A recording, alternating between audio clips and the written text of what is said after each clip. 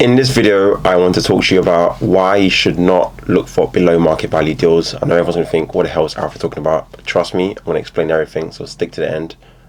See you in a sec. Praise God, bro.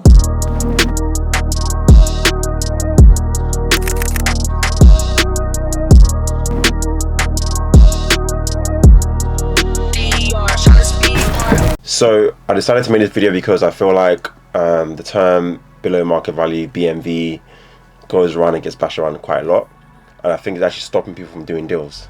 And because people are being taught on courses, I'll go and find below market value deal is the best way to make it stack.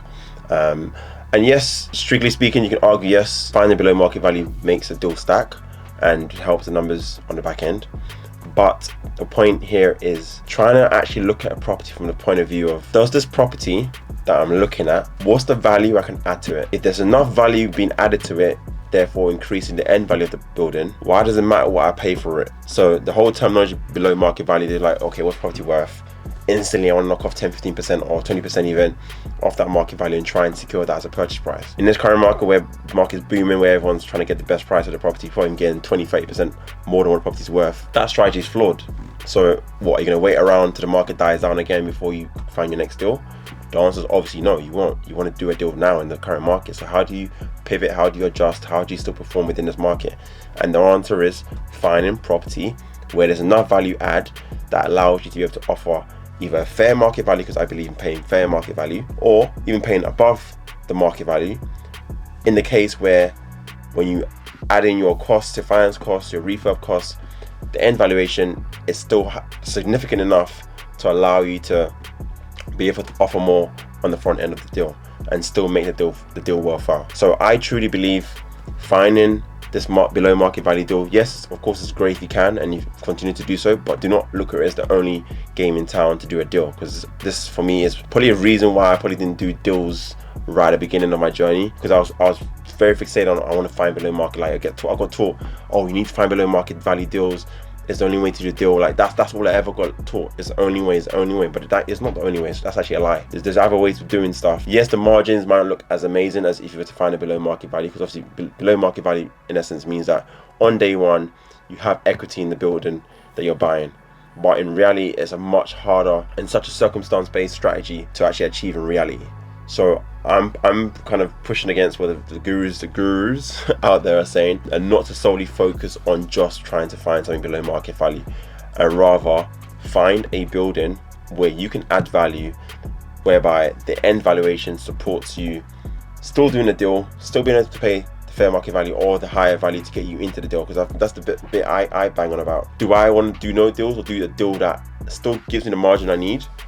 Yeah, I paid over it, but the deal supports what it is I'm offering. So why does it matter if it's not below market value? Like all my deals I've ever personally done, I've either paid market value or paid above market value. And if you've seen the deals on my YouTube, if you haven't, go on my YouTube channel. People still argue, I'd love to do your deals. They're amazing. Cash flow is amazing.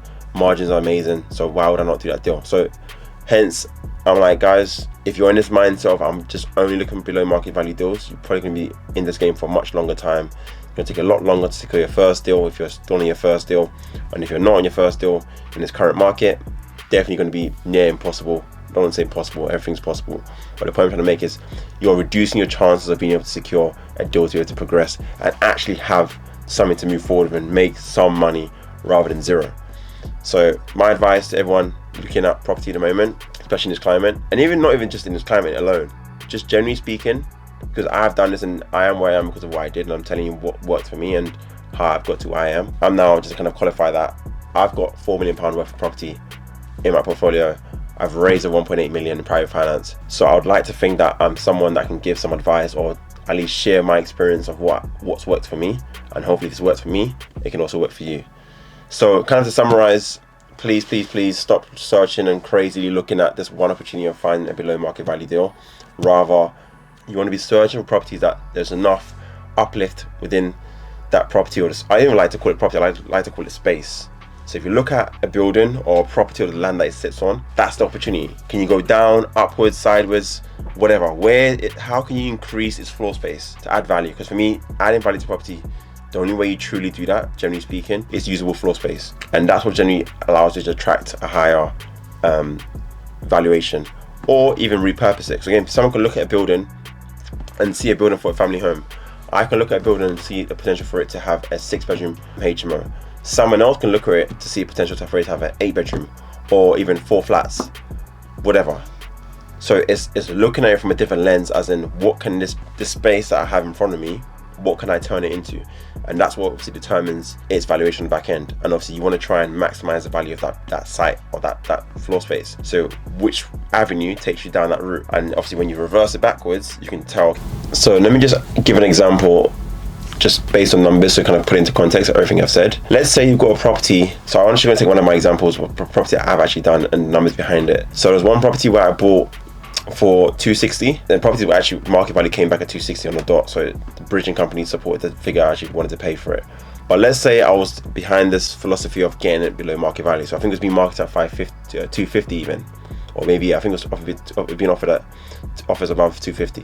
I offered 260, but I knew it was worth more than 260, and the bank supported that as well. It's worth 260 on the dot. So me offering that to the seller, if I was now thinking, let me get below market value, I would have probably gone in at 240. Someone could argue maybe you could have got it, but I knew I couldn't have got it because there was people viewing this property. There was a demand to want to buy the property, so I can't go in trying to lowball it. They've got other offers on the table. I want to ensure that I get a deal, so I'm going to offer something that I think is fair value. I always say offer fair, and in this case, actually market value. But let's say I did the opposite and I wanted to try and knock off 20 grand and see if I can get something. So I offered maybe 240. I wouldn't have had a deal. That same deal now allowed me to, I had to spend I think 100 grand on the refurb. That revalued at 500 grand. That's still a 40% ROI, so return on investment on that deal. So if you want to look at it from a point of view, if I strictly looked at below market value deals, I would have lost that opportunity to be able to get a deal that was a 40% ROI deal and now provides me £1,500, I think no, £2,000 a month from that property. Tell me guys, would you rather still be searching for this below market value deal, or would you have done that deal? In my opinion, you'd have gotten that deal, got a deal under your belt, and moved on to the next. Don't get me wrong, if you do find a below market opportunity, take it. I would take it too, but I'm not going to the market looking for a below market value deal when I'm searching for property to buy.